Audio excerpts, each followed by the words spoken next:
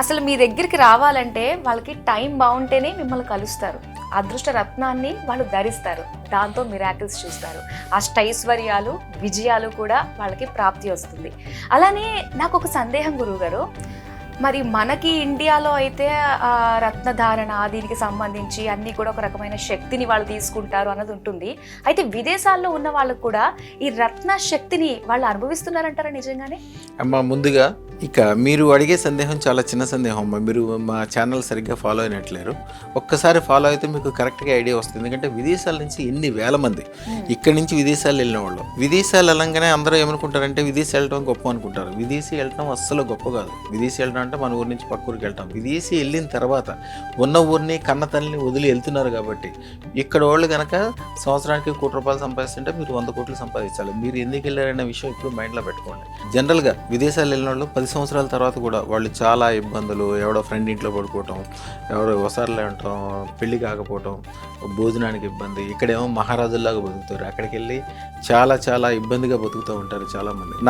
నా దాంట్లో చూడండమ్మా, నా దగ్గర సుమారుగా 3 సంవత్సరాల క్రితం ఒకసారి లెక్కేస్తే నా దగ్గర నుంచి అదృష్టరత్నం పెట్టుకుని వెళ్ళిన తర్వాత విదేశాలు వెళ్ళటమే కాకుండా సొంత విమానాలు కొనుక్కున్న వాళ్ళు 270 మంది చిల్లరు. ఆంధ్రాలో చౌదరీస్, మన తెలంగాణలో రెడ్డిస్, వీళ్ళకి భూములు అంటే చాలా చాలా ప్రాణం. ఈ గౌడ్స్, యాదవ్స్ వీళ్ళందరూ కూడా చాలా ప్రాణం. ఇప్పుడంటే తెలంగాణ విడిపోయిన తర్వాత ఇక్కడంతా పచ్చగా అయింది, కానీ ఇదివరకు భూముల మీద ఏం ఉండేది కదా. కానీ వాళ్ళకి మొదటి నుంచి భూములు అంటే చాలా ప్రేమ. అందువల్ల వాళ్ళు విదేశాలు వెళ్ళినా కూడా మన దగ్గర నుంచి వెళ్ళాక వాళ్ళు ఎట్లయినా బాగుపడతారు.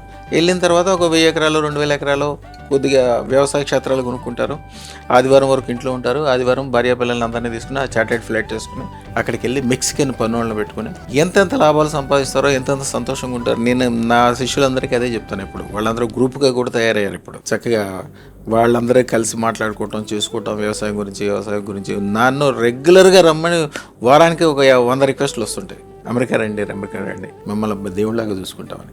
మన దగ్గరికి వచ్చిన తర్వాత అమ్మ విదేశాలు వెళ్ళటం కాదు. కొంతమంది అయితే చూడండి, ఇంట్లో 10 మంది పెడితే కూడా 10 మందికి అప్పటికప్పుడే పాస్పోర్ట్లు వచ్చేసి బ్రహ్మాండంగా వెళ్ళిన తర్వాత గొప్పగా ఉండటం విషయం నేను చెప్తాను.